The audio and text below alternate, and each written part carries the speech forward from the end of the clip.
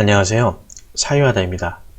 논리적인 생각과 유창한 말솜씨, 끝을 알 수 없는 박학다식함, 자기의 분야에서 실력을 인정받고 대중의 존경을 받는 지식인 전문가들을 보면 참 멋있다는 생각이 듭니다. 어릴 때는 옷 잘 입는 친구, 키 큰 친구, 싸움 잘하는 친구가 멋있어 보였는데 나이가 들수록 그런 매력이 더 이상 내 삶의 질을 높여줄 수 없다는 걸 깨달았기 때문이겠죠. 이런 지식인들을 보며 품게 되는 생각 두 가지. 저 사람들은 언제부터 저렇게 많이 알게 되었을까? 나도 저 사람들처럼 얘기할 수 있으려면 얼마나 공부해야 할까? 그 질문은 결국 이렇게 귀결됩니다. 어릴 때 어른들이 공부 열심히 하라고 할 때 좀 할걸. 명심보감에 보면 공자의 3계도가 인용되어 있는데요. 이런 내용입니다. 일생의 계획은 어린 시절에 달려있고 1년의 계획은 봄에 있고 하루의 계획은 새벽에 달려있다. 어려서 배우지 않으면 늙어서 아는 것이 없고 봄에 밭을 갈지 않으면 가을에 바랄 것이 없으며 새벽에 일어나지 않으면 그날 한 일이 없게 된다. 한 살 한 살 나이를 먹을수록 정말 절실히 느끼고 있습니다. 죽어라 이래서 벌어도 금수저를 따라잡기 어려운 흙수저의 일생처럼 지식 역시 좁힐 수 없는 격차는 분명 존재합니다. 내가 그동안 공부하지 않고 소비한 그 시간만큼 그에 비례해서 넘을 수 없는 더 높은 벽이 생기는 것이죠. 간단하게 생각해보면 이런 겁니다. 요즘 입사하는 친구들은 영어는 기본으로 다 할 줄 압니다. 근데 나는 해외여행을 한번 가려고 해도 대화가 안 되니까 누군가와의 동행이 필요한 처지입니다. 위기의식도 느끼고 답답하기도 해서 영어 공부를 시작합니다. 근데 어릴 적부터 꾸준히 영어 공부를 해온 사람과 30대 중반이 넘어 영어 공부를 시작하는 사람, 얼마나 노력하면 일찍 시작한 사람처럼 할 수 있게 될까요?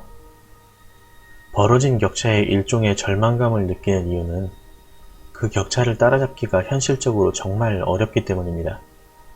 노력하면 될 수 있다고 생각할 수 있는 차원의 문제가 아닙니다. 일단 노력할 수 있는 환경 자체를 만드는 것부터가 어렵습니다. 학생 때는 공부가 내 할 일이었기에 시간을 낼 필요가 없었지만 지금은 따로 공부할 시간을 만들어야지만 가능합니다. 그것뿐인가요? 같은 한 페이지를 외워도 이제는 머리가 굳어서 잘 외워지지도 않고 돌아서면 또 금방 까먹습니다. 공부도 다 때가 있다는 꼰대스럽고 진부한 그런 충고가 왜 한참 지나고 나서야 진리였음을 깨닫게 되는지. 그렇다고 포기하면 아무것도 실현할 수 없습니다.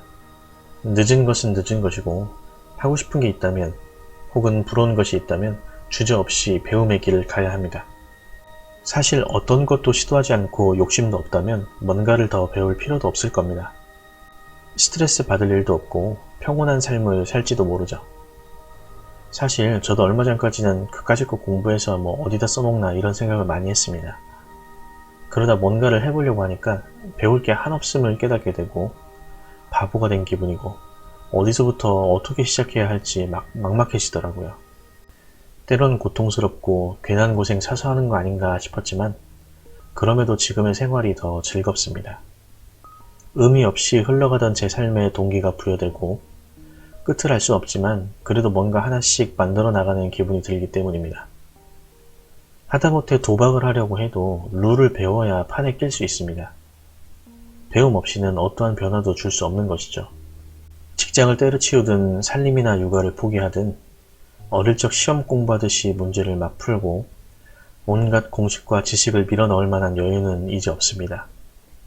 그럼에도 시간을 쪼개서 책 한 장이라도 더 넘겨보려고 하고 교양 프로 한 편이라도 더 챙겨보려는 노력을 해야 합니다.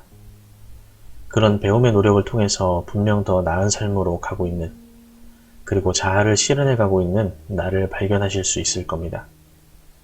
시청해주셔서 감사합니다.